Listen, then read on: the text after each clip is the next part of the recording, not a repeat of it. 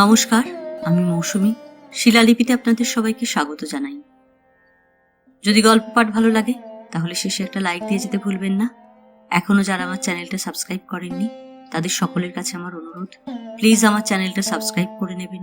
পাশে যে বেল নোটিফিকেশনটা আছে সেটা অবশ্যই প্রেস করে দেবেন। আর গল্প পাঠ ভালো লাগলে আপনার চেনা জানা বন্ধু বান্ধবদের মধ্যে অবশ্যই আমার গল্প যেন শেয়ার করবেন। শোনাচ্ছিলাম সাহিত্যিক প্রতিভা বসুর ৩ তরঙ্গ, আজ উপন্যাসের ৩য় পর্ব। বলাই বাহুল্য, সেই রাত্রিরে নিশ্চিন্ত মনে ঘুমিয়ে পড়া সোমনাথের পক্ষে সম্ভব ছিল না।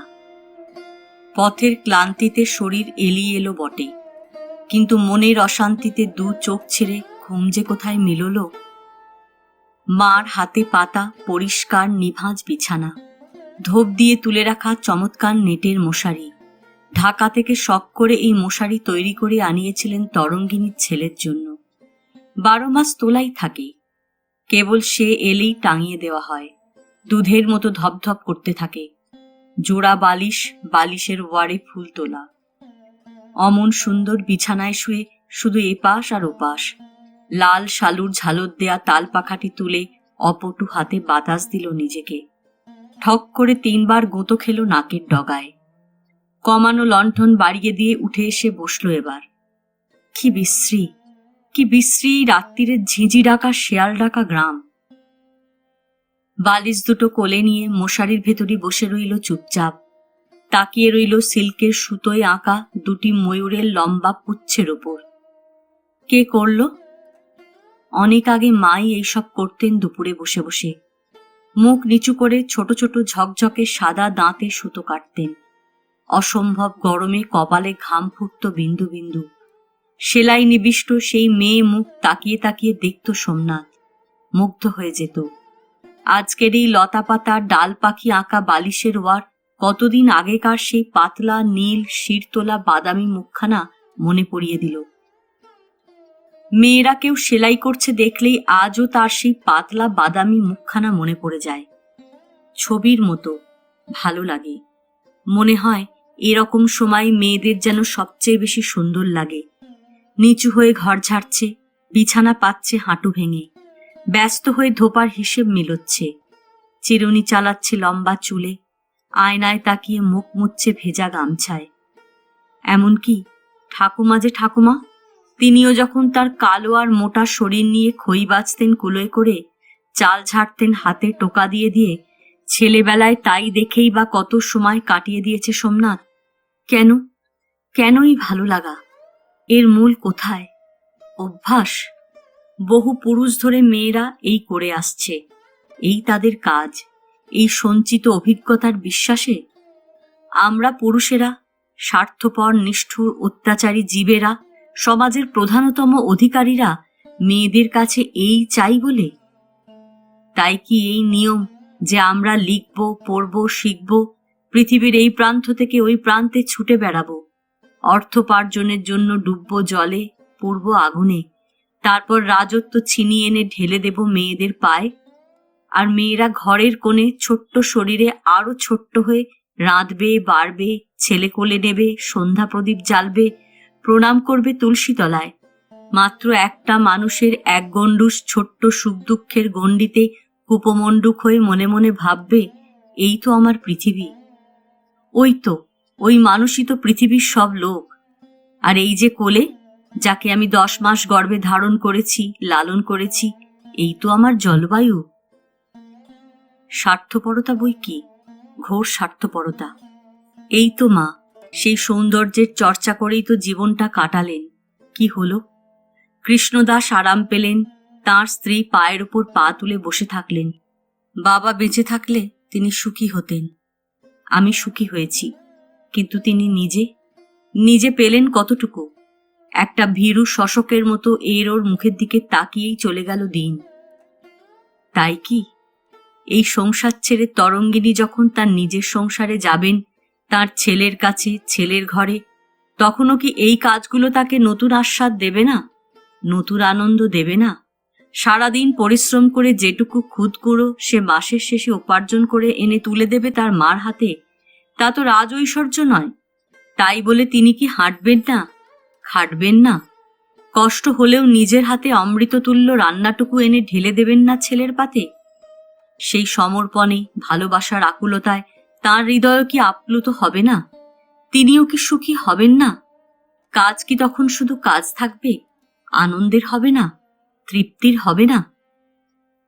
সহসা বুকের ভেতরটা যেন মুচড়ে উঠল। সেই আনন্দ, সেই তৃপ্তি যে তার দুঃখিনী মায়ের ভাগ্যে কোনোদিনই জুটবে না, এই কথাটা যেন বিদ্যুতের অক্ষরে লেখা হয়ে ফুটে উঠল বিছানায়, বালিশে, দেয়ালে, দরজায়, সবখানে। তরঙ্গিনীর আশৈশব ব্যর্থ জীবনের দ্বিতীয় অধ্যায় যে শুরু হয়ে গেছে, এ বিষয়ে আর সন্দেহ রইল না। না, আর তার কোনো আশা নেই, আলো নেই। বাবার মতো সেও ফাঁকি দিয়েছে তার মাকে। বাবা দিয়েছিলেন মৃত্যু দিয়ে, সে দিয়েছে জীবন দিয়ে। হতভাগিনী। কিন্তু কি করবে সে? হে ঈশ্বর, এ আমার কি হলো? এ তুমি কি করলে, কি করলে? একটা বিড়াল কাঁদছিল বাইরে, চমকে নড়ে চড়ে বসল। ঢিপ ঢিপ করতে লাগলো বুকের ভেতরটা। সময় গড়ালো ধীরে ধীরে, ধীরে ধীরে রাত নিশুতি হলো। আর সেই নিস্তব্ধতা কাঁপিয়ে গোয়ালপাড়া শ্মশান থেকে বাতাসে হরিধ্বনির আওয়াজ ভাসল। তন্দ্রায়, জাগরণে, ভয়ে, ভাবনায় কেমন করে রাত কাটল তা নিজেও বুঝতে পারল না সোমনাথ। এক সময় পূবের আকাশ লাল হয়ে উঠল। জানলা দিয়ে সূর্যের প্রথম স্পর্শ ছড়িয়ে পড়ল ঘরের মধ্যে। পাশাপাশি শুয়ে আরো দুজন মানুষের রাত্রিও তন্দ্রায়, জাগরণে আর দুর্ভাবনায় নড়ে চড়ে আর এপাশ ওপাশ করেই কাটল। ভোর না হতেই আবার উঠতে হলো দুজনকে। দুজনেরই কত কাজ। প্রায় অন্ধকার থাকতে থাকতে কৃষ্ণদাসকে চা করে দিতে হয় তরঙ্গিনীকে। তিনি খুব সকালেই আদা দিয়ে দুধ ছাড়া চা খেয়ে প্রাতকৃত্য সমাপন করেন। তারপর 6টার মধ্যেই 3 পো দুধে আধ পো মিছরি ফুটিয়ে সেই এক বলকের দুধ খেয়ে দপ্তরে চলে যান 2 মাইল হেঁটে। আজ নাতির সুবাদে একটু দেরি করলেন। রাত্রিরে ভালো করে দেখাশোনা হয়নি। সকালের চায়ের আসরে তাই ডাক পড়ল সোমনাথের। রাত্রি জাগরণ ক্লান্ত, লাল লাল চোখে, এলোমেলো চুলে উঠে এলো সে দাদুর ঘরে। জোড়া তক্তাপোষের ওপর পাটি পাতা, গুটোনো বিছানা পর্বত প্রমাণ উঁচু হয়ে আছে। তক্তপোষের ওপর এক ধার ঘেঁষে গোটা 10 ট্রাঙ্ক, রেলিংয়ের মতো সারি সারি, আর মাথার কাছে জানালার তাকে তামাকের সরঞ্জাম, মালিশের ওষুধ। কাচের দরজা বসানো দেওয়াল তাকে চিনে মাটির গ্লাস, পরীর ছবি আঁকা পেয়ালা, লম্বা লিলি বিস্কুটের টিন, কড়ির বৈয়ম, মাথায় প্রদীপ নিয়ে ন্যাংটো পুতুল, শ্বেতপাথরের থালাবাটি। আজীবন সোমনাথ দেখে আসছে এই বাড়ির এই শৌখিন সম্পত্তি। ওখানেই তাদের চিরস্থায়ী বন্দোবস্ত। কচ্চিৎ কদাচ কুটুম্ব জাতীয় কিংবা জামাই বেয়াই কেউ এলে ওগুলো নামানো হয়। ফটিকের গ্লাসে মিছরির পানা দেওয়া হয়, শ্বেতপাথরের রেকাবিতে জলখাবার। আর খাওয়া হওয়া মাত্রই সেগুলো ধুয়ে তুলে রেখে দেন তরঙ্গিনী। তার ব্যতিক্রম ঘটলে আর রক্ষা রাখেন না কৃষ্ণদাস। ঘরটিতে মেঝে বলে কোনো জিনিস নেই। খাট থেকে নেমে ওদিকে বাইরের সিঁড়ি, নয়তো এদিকে এ ঘরের দরজা। এ ঘরটি তার চেয়েও ছোট। সেখানেই তরঙ্গিনী বসে বসে ছোট উনুনে চা করেন। শীতকালে স্নানের গরম জল করে দেন, তা নইলে রান্নাঘর থেকে আনতে ঠান্ডা হয়ে যাবার ভয়। কৃষ্ণদাসের ঠান্ডা ঠান্ডা বাই আছে। এই পাকা দালানটুকুতে এখন শুধু তিনি আর তাঁর স্ত্রী থাকেন। পূবের ভিটেতে বড় টিনের ঘর তৈরি হয়েছে, সেখানে থাকেন তরঙ্গিনী। সোমনাথ বড় হবার পর থেকেই এই ব্যবস্থা। কৃষ্ণদাস অবিশ্যি বলেছিলেন, বৌমা ছেলে মানুষ, সোমাকে নিয়ে দালানেই থাকুন, আমরা বড় ঘরে যাই। তরঙ্গিনী রাজি হননি। অসুবিধে তো কিছু নেই, বরং বড় ঘরেই সুবিধে। সেখানেই তো সব। রান্নাঘর সেখানে, কাজের জিনিসপত্র সেখানে, কাপড়ের আনলা সেখানে। 2টি বেড়ার পার্টিশন করা ঘরে সোমনাথ আর তাঁর খুব ভালোভাবে কুলিয়ে যায়। এক ঘরে সোমনাথের পড়াশোনা, অন্য ঘরে শোয়া। তার পাশেই একটু নিচু ভিটিতে রান্নার ব্যবস্থা। নিরামিষ রান্নাও বেশি ঢেকি ঘরের পাশে। তার নিরামিষ আর কি বা রান্না হয়, বেশিরভাগ দিনই তো ভাতে ভাত। তরঙ্গিনী চা করছিলেন, হাতে হাতে সাহায্য করছিল অরুন্ধতী। তার কালো কুচকুচে চুলে ঘেরা গালের একটা পাশ লক্ষ্য করে সোমনাথ সরে বসল। আর সোমনাথের আগমন টের পেয়ে অরুন্ধতীও যথাসম্ভব নিজেকে গুটিয়ে নিল দরজার কোণে। ঠাকুরমা দাদু অভ্যর্থনা করলেন নাতিকে। উপযুক্ত নাতি, কলকাতা শহরে থাকে, MA পাস চাকুরে, একটু সমীহ করতে হয় বই কি। এসো ভাই এসো, হাঙাল বাঙাল দাদুর সঙ্গে বসে নেটিভ হয়ে একটু চা খাও, তোমরা হলে সব সাহেব মানুষ। সোমনাথ হাসল। তক্তপোষ থেকে তার ঝুলানো পা চৌকার ডিঙিয়ে এই ঘরে ঝুলে পড়ল। তরঙ্গিনী কপাল পর্যন্ত ঘোমটা টেনে সোনার মতো কাঁসার বাটিতে সুগন্ধি ঘিয়ের গরম হালুয়া নামালেন। হালুয়াটা ভারী প্রিয় সোমনাথের, সে এলেই এই ব্যবস্থা হয়। অরুন্ধতীর সোনার বালা পরা দুটি কুণ্ঠিত হাত এইমাত্র নামানো পরি আঁকা পেয়ালায় চা ঢালল। তার মুখ দেখা গেল না। তারপর চায় চুমুক দিয়ে আলাপ করলেন কৃষ্ণদাস। কেমন লাগছে চাকরি বাকরি? এই একরকম। একরকম কেন? খুব ভালো না কেন? সবাই তো বলছে এমন চাকরি মানুষ ভাগ্যগুণে পায়। হ্যাঁ, চাকরিটা ভালোই, তবে সোমনাথ মাথা চুলকাল। এবার আর কি, বাড়ি টাড়ি করে মাকে নিয়ে যাও, আমরাও কলকাতা শহর দেখে তীর্থ করে আসি। আর খবর তো সব শুনেইছ। সোমনাথের হাতের চায়ের পেয়ালা ছলকাল। বৌমা যা ভালো বিবেচনা করলেন তাই করলেন, আমি আর কি বলবো। কৃষ্ণদাসের গলায় রাগ। যাক, ভগবান যা করেন মঙ্গলের জন্যই করেন।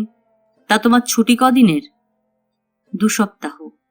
তাহলে তো তোমার তাড়াহুড়ো হবে অনেক, একটা বিয়ের হাঙ্গামা তো নেহাত কম নয়। সোমনাথ বিষম খেল। তার তলায় কথা ডুবে গেল কৃষ্ণদাসের।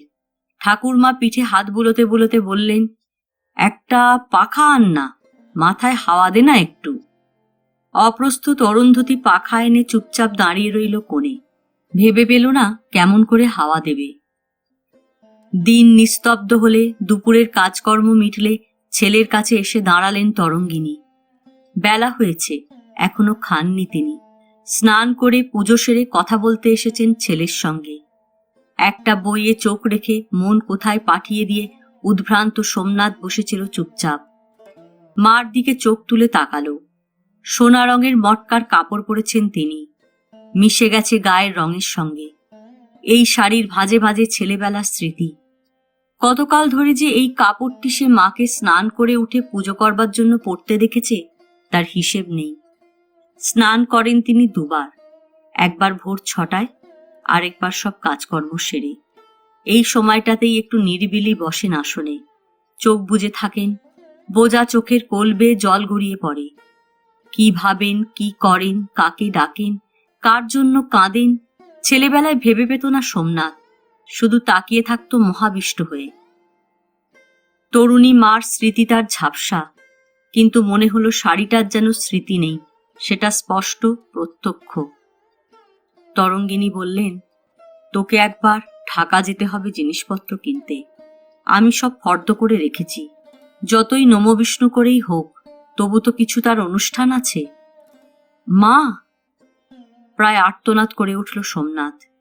তরঙ্গিনী একটু চুপ করে তাকিয়ে রইলেন ছেলের দিকে। তারপর বললেন, সমস্ত দিক ভেবেই আমি এমন তাড়াহুড়ো করছি, নইলে মনকে প্রস্তুত হবার জন্য সময় আমি তোমাকে দিতে পারতুম। না মা, না। কি না, বোকা ছেলে? স্নেহে আর্দ্র হয়ে উঠল তাঁর গলা। কিছু ভাবিস নে তুই, সুখী করবার যোগ্য মানুষই আমি তোর জন্য নির্বাচন করেছি। ছেলের মাথায় গাল রাখলেন। 25 বছর আগে তোর বাবার 25 বছর বয়স ছিল। একটু থেমে, আমার অপূর্ণ জীবন তোর মধ্যেই আজ সম্পূর্ণ হতে চলেছে সোমু। তুই ছাড়া আর আমার কি আছে? সোমনাথ দাঁতে দাঁত চেপে চুপ। তবু 2 দিন পিছল। ঠাকুরমশাই বললেন 21-এ একটা দিন আছে, সেটাই নাকি এ মাসে প্রশস্ত। ভালোই হলো, তবু একটু সময় পাওয়া গেল হাতে। সোমনাথ অস্থির হয়ে উঠে দাঁড়ালো। হাত মুঠো করে ওইটুকু অপরিসর টিনের ঘরের পাকা মেঝেতেই খাঁচায় আবদ্ধ বাঘের মতো বেগে পায়চারি করতে করতে বলল, তুমি খেয়েছো? খাবো। খেয়ে এসো। তাহলে এই ফর্দটা রাখ তুই। বউর জন্য যে বেনারসিখানা লেখা আছে সেটার রং টুকটুকে না এনে বরং ফিকেই আনিস, পড়তে পারবে অনেক দিন। সন্ধে 7টায় গয়নার নৌকো ছাড়বে, তোর দাদু ঘাটে ফিরতে বলে দিয়েছেন। তুমি আগে খেয়ে এসো, তারপর কথা হবে। খেয়ে এসে তোর কাছে বসবো এমন সময় আর আজ আমার নেই। দক্ষিণের বাড়ির ঢেঁকি ঘরে গিয়ে চিড়ে কুটতে হবে সন্ধে পর্যন্ত। 2 দিন বাদে বিয়ে, কত কিছু বাকি। তোর ঠাকুমা আবার জ্ঞাতি নিমন্ত্রণে বেরিয়েছেন খেয়ে উঠে। জ্ঞাতি নিমন্ত্রণে? মার মুখোমুখি স্থির হয়ে দাঁড়ালো সোমনাথ। রুদ্ধশ্বাসে বলল, এসব বন্ধ করে দাও মা, বন্ধ করে দাও।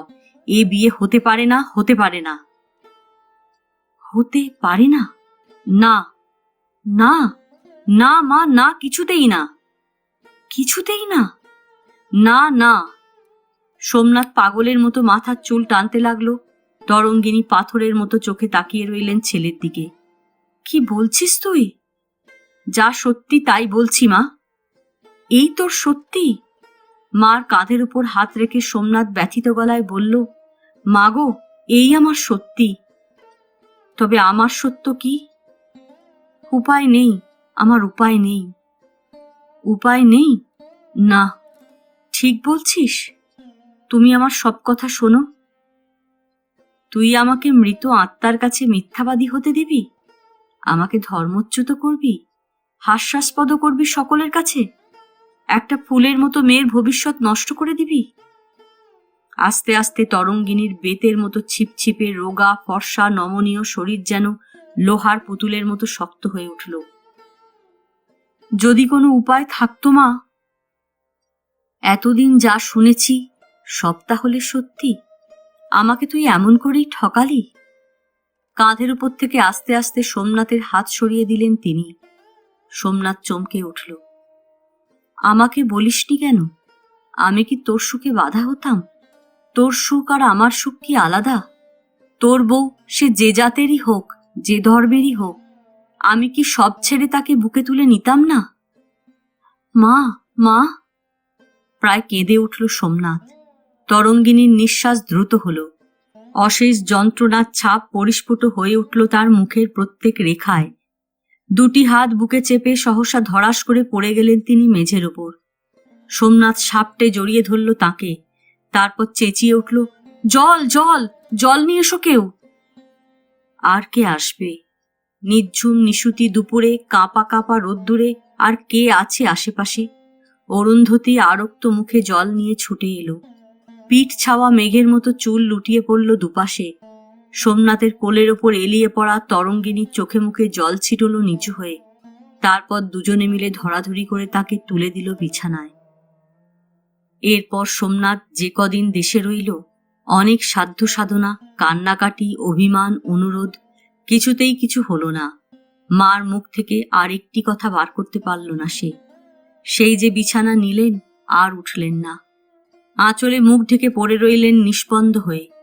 অরুন্ধতী লজ্জায় সংকোচে কোথায় গুটিয়ে রইল শামুকের মতো। কৃষ্ণদাসের মুখ গম্ভীর হয়ে উঠল। তাঁর স্ত্রী বিরক্ত হলেন, কথা শোনালেন, তরঙ্গিনীর বাড়াবাড়িকে নিন্দে করলেন। কিন্তু তিনি আজ সবকিছুর অতীত।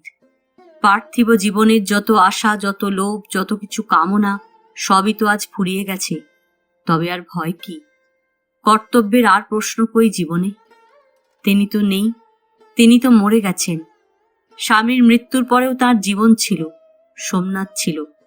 কিন্তু সোমনাথের পরে আর তার কি আছে? সোমনাথ অভিভূত হয়ে কাঁদল। কাঁদতে কাঁদতে চলে গেল কলকাতায়। তরঙ্গিনীর একটা নিঃশ্বাসপাতের শব্দও শোনা গেল না।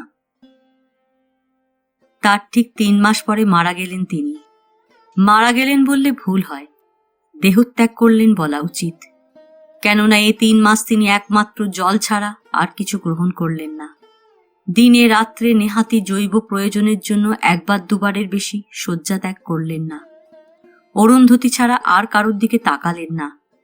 তারপর কোনো এক রাত্রে সবাই যখন ঘুমিয়ে, অরুন্ধতীকে অন্ধকারে হাতড়ে হাতড়ে তার মাথায় হাতটি রেখে চুপে চুপে নিঃশব্দে কখন বিদায় নিলেন সংসার থেকে। যাবার আগের দিন সন্ধেবেলা সকলের সামনে তার গয়নার থলিটি তিনি অরুন্ধতীকে দিয়ে গেলেন। কন্যা হিসাবে তাঁর শ্রাদ্ধেরও একমাত্র উত্তরাধিকারী করে গেলেন তাকে। একবারের জন্য ছেলের নাম উচ্চারণ করলেন না। কৃষ্ণদাস আর তাঁর স্ত্রীর পায়ের ধুলো নিলেন মাথায়। কথা বলবার শক্তি ছিল না। দুই চোখ ভরা কৃতজ্ঞতা নিয়ে চুপচাপ তাকিয়ে রইলেন শেষবারের মতো।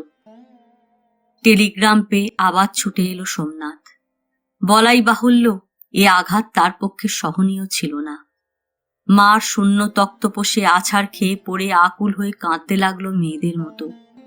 দুদিন পর্যন্ত কেউ তাকে শান্ত করতে পারল না। ধর্মচ্যুত বলে মার কোনো কাজও শেষ পর্যন্ত সে করতে পারল না। শ্রাদ্ধ হলো 11 দিনে। সমস্ত খুঁটিনাটি নিখুঁত নিয়মে অরুন্ধতী পালন করল। এ কদিন সে তেল দিল না মাথায়, একবারের বেশি দুবার আহার করল না। এক কাপড়ে রইল, কম্বল পেতে শুল। সন্তানের সমস্ত কর্তব্য সেই পালন করল। তারপর সমস্ত চুকে বুকে গেলে এইবার প্রশ্ন উঠল, অরুন্ধতী কোথায় থাকবে? কৃষ্ণদাস বিরস মুখে বললেন, আমি বুড়ো মানুষ, বলো দেখি, এত বড় এক বাগদত্তা মেয়ে নিয়ে এখন কি করি? তাঁর স্ত্রী বললেন, লোকেরা তো থুতু দিচ্ছে গায়ে। বৌমা যে কি করে গেলেন! কারোর বুদ্ধি পরামর্শ কিছু নিল না কি তোর মা? আমি তো তখনই বললাম, এত বড় যোগ্যী ছেলে, কি সাহসে তুমি তাকে না জানিয়ে সব ঠিকঠাক করে অমন আইবুড়ো মেয়েটাকে এনে ঘরে তুললে? যত কেলেঙ্কারি! এখন এই মেয়ের তো আর বিয়েই হবে না। কে না জানে যে ও সোমনাথের বউ? গ্রামে আমার মুখ দেখাবার জোর রেখে গেলেন না বৌমা। আমি ওকে বিয়ে করব দাদু। সোমনাথ মুখ তুলে পরিষ্কার গলায় বলল। তুমি? স্বামী স্ত্রী দুজনেই চমকালেন। হ্যাঁ, ওর সব ভারী আমার, আপনাদের নয়। তুই বিয়ে করবি কি? ঠাকুরমা অবাক চোখে তাকালেন নাতির মুখের দিকে। একটু বা অপ্রস্তুত ভাবে, তুই তো বিয়ে করেছিস। পুরুষের দুবার বিয়েতে নিষেধ নেই। তবে তাকে এমন দুঃখ দিলি কেন? এত বড় আঘাত দিয়ে কেন তাকে মেরে ফেললি হতভাগা? ঠাকুরমা সজল হয়ে উঠলেন। উচ্ছ্বসিত কান্নায় ভেঙে পড়ল সোমনাথ। নিজের সুখটাকেই আমি বড় করে দেখেছিলাম ঠাকুমা, তাঁর সম্মানটুকুর কথা পর্যন্ত আমি ভাবিনি। আমার জীবিত মার যে ইচ্ছে আমি পূরণ করতে পারিনি, মৃত মার কাছে এই আমার তার প্রায়শ্চিত্ত। নিজের জন্য এর চেয়ে আমি আর কি বেশি শাস্তি নিতে পারি? খবরটা সবাই শুনল। অরুন্ধতীও বাদ গেল না। ঘর ঝাঁট দিচ্ছিল, হাত ধুলো, উঠোনের জলের ছিটে দিয়ে সন্ধ্যা প্রদীপ দিল ঘরে ঘরে। তারপর চিলকুটির ছাতে এসে বসল চুপচাপ। নলখাগড়ার বাঁক পর্যন্ত, যেখানে বেঁকে গেছে খালটা, অরুন্ধতী তাকিয়ে রইল সেই দিকে। একটা দুটো নৌকা যাচ্ছে জল ছপছপ করে। টিমটিমে কুপির ছায়া পড়ছে জলে, আবার সেই ছায়া মিলিয়ে যাচ্ছে কোথায়। একটা বোবা যন্ত্রণায় কান্নার বেগে ব্যথা করে উঠল চোয়াল দুটো। একটা অপমান অসম্মানের গ্লানিতে ইচ্ছে করল ছাদ থেকে লাফিয়ে পড়ে। মস্ত বকুল গাছের ঝাপসা অন্ধকারের ফাঁকে ফাঁকে ঝিকির মিকির আলোর বুনট। হঠাৎ মনে হলো কে যেন সাদা কাপড়ে গা মুড়ে চুপচাপ দাঁড়িয়ে আছে সেখানে, মুখ ঘোমটায় ঢাকা। তবু অরুন্ধতী অনুভব করল সে মুখ তরঙ্গিনীর। সে মুখ বড় করুণ, বড় শীতল, বড় দুঃখী। দুই হাত বুকে চেপে অস্ফুটে কেঁদে উঠল সে, মা, মা, মা গো। এই কয়দিন এমন একটা দণ্ড কি তার কেটেছে যেখানে এই দুঃসহ কষ্ট থেকে তিলমাত্র নিষ্কৃতি পেয়েছে সে? চোখের ঘুম পর্যন্ত তাকে প্রবঞ্চনা করেছে। আর শুধু এ কয়দিন কেন, এই 3 মাস ধরেই তো এই একই দুঃখ ভোগ করছে সে। এই একই ভাবনা অহরহ যন্ত্রণা দিচ্ছে তাকে। তরঙ্গিনী যে অধিকার দিয়ে একদিন তাকে নিয়ে এসেছিলেন ঘরে, সে অধিকারের দাবি যেদিন থেকে চুকেছে সেদিন থেকেই এই গ্লানি। কিন্তু কি করবে, কোথায় যাবে? তাছাড়া যতক্ষণ পর্যন্ত তরঙ্গিনী ছিলেন কোথাও যাবার কথা এমন আকুল হয়ে ভাবেনি। কিন্তু আজকের অসম্মান সে রাখবে কোথায়? তরঙ্গিনীর সঙ্গে কি তার মাত্র এই 3 মাসেরই সম্বন্ধ? আজ 3 বছর ধরে তিনি তাকে মাতৃস্নেহে ভরে রেখেছেন। এ বাড়ির সঙ্গে তার দাদামণির বাড়ির মাত্র 1 পুকুরের ব্যবধান। ঠাকুরপাড়া পেরিয়ে আম কাঁঠালের ছায়ায় ছায়ায় একটু ঘুরে সরু হাঁটা পথও আছে একটি। নিতান্ত গ্রাম, বিবাহযোগ্য মেয়েদের ভারী পর্দা, তারা বড় একটা বেরোয় না, এ বাড়ি ও বাড়ি ঘোরে না। বিশেষত যে বাড়িতে বড় বড় ছেলে আছে, যেসব ছেলেরা কোনো একদিন তাদের মাথায় সিঁদুর লেপে হাতে শাঁখা দিয়ে ঘরে নিয়ে যেতে পারে, সেসব বাড়ির মাটি মাড়ানো তো অসম্ভব। হয়তো এমন জলের গ্রাম বলেই এমন পর্দা রক্ষা সম্ভব হয়েছে। ইচ্ছে থাকলেই তো সবসময় সব জায়গায় যাওয়া যায় না।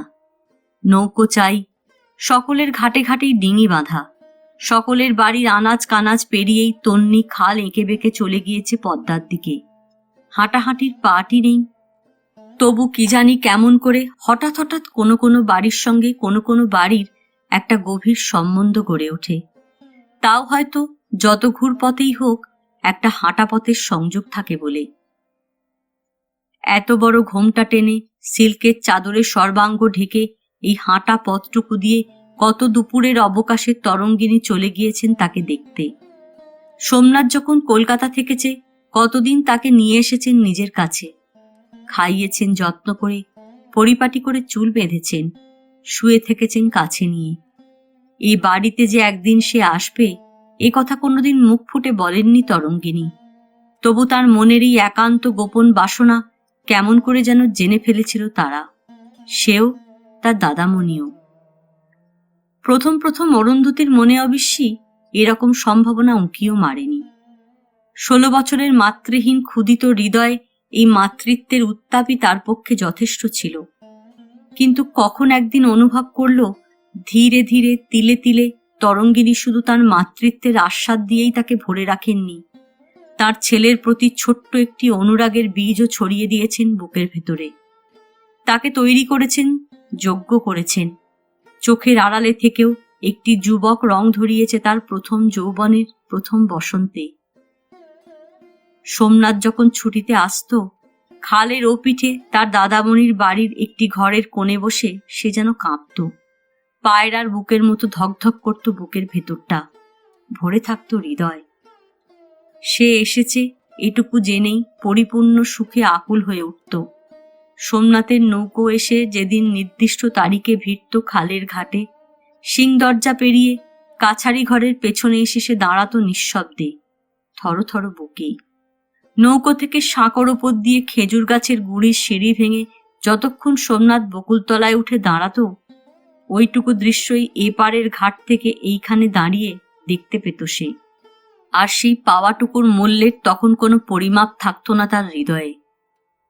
মুন্সিগঞ্জ থেকে ম্যাট্রিক পরীক্ষা দিয়েই অরুন্ধতী এখানে চলে এসেছিল। পীতাম্বরবাবু নিজের শরীরের অক্ষমতা ক্রমশই এত বেশি টের পাচ্ছিলেন যে একা একা আর কর্মস্থলে থাকতে ভরসা পাচ্ছিলেন না। তাই নিজের দেশে, নিজের গ্রামে জ্ঞাতি গোষ্ঠী, বন্ধু, আত্মীয় সকলের মধ্যে চলে এলেন তাড়াতাড়ি নাতনিকে নিয়ে। পাত্রস্থ করবার ইচ্ছেতেই অধীর হয়ে উঠেছিলেন তখন। কিন্তু এখানে এসে যে পাত্রে ন্যস্ত করতে মন গেল, সে পাত্র তখনও স্বাবলম্বী নয়। সোমনাথ সবে এমএতে ভর্তি হয়েছে। কথায় কথায় কপাল পর্যন্ত ঘোমটা ঢাকা তরঙ্গিনী একদিন অরুন্ধতীকে নিতে এসে বললেন, এই তো এক ফোঁটা মেয়ে, এখনই বিয়ের জন্য এত ব্যস্ত হয়েছেন কেন কাকা? যাক না, আরো 2-1 বছর, পাত্রের কি অভাব হবে? পীতাম্বর তামাকের নলে সুগন্ধি ধোঁয়া তুলে হাসলেন। হ্যাঁ, এমন কথা যদি তুমি দাওই যে 2 বছর পরে আমার নাতনির পাত্রের জন্য আমার আর কোনো ভাবনা থাকবে না, তাহলে কি আর আমার চোখের মণিটিকে এই 16 বছর বয়সেই আড়াল করি? কপালের ঘোমটা আর একটু নামলো, একটু হাসি ফুটল। তারপর অরুন্ধতীকে হাতের আলিঙ্গনে বুকের কাছে টেনে নিলেন তরঙ্গিনী। নয়নের মণি বলেই তো বলছি, এমন পূর্ণিমার চাঁদের মতো মুখখানা কে কবে চোখের আড়াল করতে চায়? 3 বছর কখন কেটে গেল। সোমনাথ এমএ পাশ করল, চাকরি পেল, মারা গেলেন পীতাম্বর বাড়ুজ্যে। 16 বছরের মেয়ে 19-এ পা দিল। তারপর কি? কেন এমন হলো? কেন হলো? হাতের পাতায় মুখ ঢেকে ফুপিয়ে ফুপিয়ে কাঁদতে লাগলো অরুন্ধতী। নিস্তব্ধ ঘুঘু ঢাকা দুপুর। পশ্চিমের জানলা দিয়ে আর হয়ে রোদ পড়েছে ঘরের মেঝেতে লম্বা হয়ে। দক্ষিণের বাতাসে উঠোনের কোণে অতসী গাছের ফুলে পাতায় ঢেউ বয়ে যাচ্ছে। পরিষ্কার ঝকঝকে নীল আকাশ, চিল ভাসছে মাছের মতো। অরুন্ধতী মনের সমস্ত কুণ্ঠা ঝেড়ে ফেলে ধীর পায়ে ঘরে এলো। সোমনাথ চুপচাপ শুয়ে শুয়ে বই পড়ছিল একটি। অন্তত চোখ ছিল বইয়ের পাতাতেই, কিন্তু মন ছিল না। মাকে মনে পড়ছিল তার। টুকরো টুকরো ছেঁড়া ছেঁড়া কত কথার ভিড়, কত ছবি, কত স্মৃতি। এই বাড়ি, এই ঘর, এই বালিশ, এই বিছানা, কত কথা বুকে নিয়ে দাঁড়িয়ে আছে চুপচাপ। এই ঘরের এই জানলার শাড়ি কাটা নীল পর্দা, বেড়ায় গোঁজা পুরনো চিঠির গোছা, টাঙানো ফটো, পাকানো পলতে, শিশি বোতলের শাড়ি, ট্রাঙ্কের ওপর ভাঁজ করা কাঁথা, সবকিছুতেই তো তার মার হাতে স্পর্শ লেগে আছে। এ বাড়ির আনাচে কানাচে তার মা, অনুপরমাণুতে তার মা। আর এই যে সে, এই যে সোমনাথ নামক শিক্ষিত বিবাহিত চাকরে ভদ্রলোকটি, সেও তো তাঁরই রচনা। সহসা তার সব ভাবনা ছেড়ে দিয়ে একটি ছায়া লম্বা হলো ঘরের মেঝেতে। তারপর সেই ছায়া ছোট হয়ে হয়ে আস্তে আস্তে দরজার চৌকাঠ মারিয়ে ঘরে এসে থামল। সেদিকে তাকিয়ে চকিত হয়ে উঠে বসল সোমনাথ। তারপর অদ্ভুত একটা অস্বস্তিতে আতঙ্ক অস্থির বোধ করল মনে মনে। আপনার সঙ্গে আমার একটু দরকার ছিল। অত্যন্ত মৃদু কিন্তু খুব স্পষ্ট গলা অরুন্ধতীর। ও, ব্যস্ত আছেন? না, আসুন। সোমনাথ বইয়ের ভাঁজে আঙুল রেখে নড়ে চড়ে বসল। অরুন্ধতী একটু এগিয়ে এসে দেয়ালে ঠেসান দিয়ে ঠিক ছবির মতো দাঁড়ালো। শুনলুম আপনি 2-1 দিনের মধ্যেই কলকাতা যাচ্ছেন। হ্যাঁ, ছুটি বোধহয় ফুরিয়ে গেছে। ছুটির জন্য কিছু নয়, যত তাড়াতাড়ি যেতে পারি ততই আমার ভালো, কিন্তু সমস্যাটা অন্যরকম। কি রকম তা অরুন্ধতী জানে। তার সাদা কপালে বিন্দু বিন্দু ঘাম চিকচিক করল। একটু লাল হয়ে উঠল গালের কাছটা। দ্রুত গলায় বলল, আমার কথা ভাবছেন? আমার জন্য আপনি ভাববেন না। আমি 2-1 দিনের মধ্যেই চলে যাব এখান থেকে। কোথায়? কোনো আত্মীয় স্বজন কি? না, আমার কোনো আত্মীয় স্বজন নেই। থাকলেও আমি তাদের চিনি না, চিনলেও যেতাম না। সোমনাথ সোজাসুজি ওর মুখের দিকে তাকালো। তারপর একটু চুপ করে থেকে বলল, তাহলে কোথায় যাচ্ছেন? সে আমি ঠিক করেছি, আমার জানা দরকার। একদিকের ভুরু ধনুকের মতো বাঁকালো একটু। কি একটা কথা ঠোঁটের ওপর এসেও নিঃশব্দে মিলিয়ে গেল বুকের মধ্যে। বলল, হরিণডাঙ্গা। হরিণডাঙ্গা? সেখানে কে আছে? চিনি না। তবে কাজ পেয়েছি। কি কাজ? একজন ভদ্রমহিলার পরিচর্যা করা আর তার ছোট 2 বাচ্চার দেখাশোনা। ছি! অরুন্ধতী চোখ তুলল। সোমনাথ বলল, এসব কাজ আপনি কেন করবেন? এই কাজ তো খুব সম্মানের নয়। জানি, তবে? অরুন্ধতী চুপ। আপনি বসুন, কয়েকটা কথা বলবো আমি। মস্ত তক্তাপোষে বিছানা উল্টানো। ঘরে ওই একমাত্র আসন। সেই আসনে সোমনাথ নিজেই সমাসীন। আর মাথার কাছে বনাত ঢাকা বোধহয় সোমনাথের বাবার একটি পুরনো টেবিল। এখানেই বসুন। হাতের বইটা টেবিলে ছুঁড়ে দিয়ে সরে বসল নিজে। একটু ইতস্তত করল অরুন্ধতী। তারপর বসল জড়সড় হয়ে। আমার মা আপনাকে অত্যন্ত ভালোবাসতেন। এমনকি মৃত্যুর সময় তিনি আপনাকেই তাঁর পারলৌকিক ক্রিয়ার অধিকারী করে গেলেন। কিন্তু আমি তো তাঁরই। তিনি আমাকে ক্ষমা করুন বা না করুন, তবু আমি তাঁরই। তার সমস্ত দায়িত্ব একান্তভাবে আমার। অন্য কোনো দায়িত্ব থাকলে তার কথা আমি জানি নে। আমার কথা ভেবে যদি এ কথার উল্লেখ করে থাকেন, তাহলে সে দায় তার মৃত্যুর সঙ্গে চুকে গেছে। বরং তিনি বেঁচে থাকলেই এ কথা কখনো উঠত না আমার জীবনে। কিন্তু তার অবর্তমানে আপনার সমস্ত ভার আমার। আমি ন্যায়ত ধর্মত সে ভার প্রতিপালনে বাধ্য। ঢোক গিলল অরুন্ধতী। পাটির ওপর লাল লাল চাঁপার কলির মতো আঙুলে রেখা কাটল কাঁপা কাঁপা হাতে। সোমনাথ আবার বলল, তাই এমন কোনো কাজ আপনাকে আমি করতে দিতে পারি না যা আপনার যোগ্য নয়। এমন কোনো জায়গাতেও আপনাকে যেতে দিতে পারি না যেখানে সসম্মানে থাকা অসম্ভব। শুনুন, ঝপ করে জলে ডুব দিল সোমনাথ। আমি আমার মার শেষ ইচ্ছে পূর্ণ করব বলেই মনস্থির করেছি। সে কথা আমার ঠাকুমা দাদুকেও জানিয়েছি আমি। আশা করি আপনার। যেন একটা বাজ পড়ল ঘরে, এমনভাবে চমকে উঠে স্থির হয়ে গেল অরুন্ধতী। কতক্ষণ পর্যন্ত একটা ছুঁচ পড়ার শব্দ রইল না। টিপি টিপি পায়ে একটা বেড়াল এসে চুপচাপ এলিয়ে শুলো রোদ্দুরটুকুতে। তারপর থাবা চাটতে লাগলো লাল জিভ দিয়ে। ঝিনুকের বুকে সমুদ্রের গর্জন, কিন্তু দমিত হলো। অনেক কষ্টে অরুন্ধতী ফিরিয়ে দিল ঢেউ। আস্তে আস্তে উঠে দাঁড়িয়ে সহজ গলায় বলল, 1 তারিখেই আমি আমার কাজে গিয়ে পৌঁছবো লিখেছি, কিন্তু তার আগে হলেও ওদের আপত্তি নেই, বরং ভালো। তাই বলছি, আপনার সঙ্গে কলকাতা পর্যন্ত যেতে পারি? সোমনাথ আকর্ণ লাল হলো। একটা দুরন্ত লজ্জা, রাগ, অসম্মান সব মিশে বিদ্যুতের মতো ছুটে গেল বুকের এপাশ থেকে ওপাশ। মুখের দিকে তাকিয়ে ঈষৎ কঠিন হয়ে বলল, তাহলে কাজ নেওয়া আপনি স্থিরই করেছেন? হ্যাঁ। বেশ। আমার সঙ্গে জিনিসপত্র বলতে গেলে খুবই কম, আপনার বোধহয় খুব অসুবিধে হবে না। ঠিক আছে, আপনি তাহলে? আমি কালই যাব। পরিত্যক্ত বইটা চোখের ওপর তুলে নিয়ে কথা শেষ করে দিল সোমনাথ। 3য় পর্ব এখানেই শেষ। 4র্থ পর্ব 2য় তরঙ্গ নিয়ে অন্যদিন আসব। যদি গল্প পাঠ ভালো লাগে, লাইক, শেয়ার, কমেন্টস করতে ভুলবেন না। আজকের মতো নমস্কার।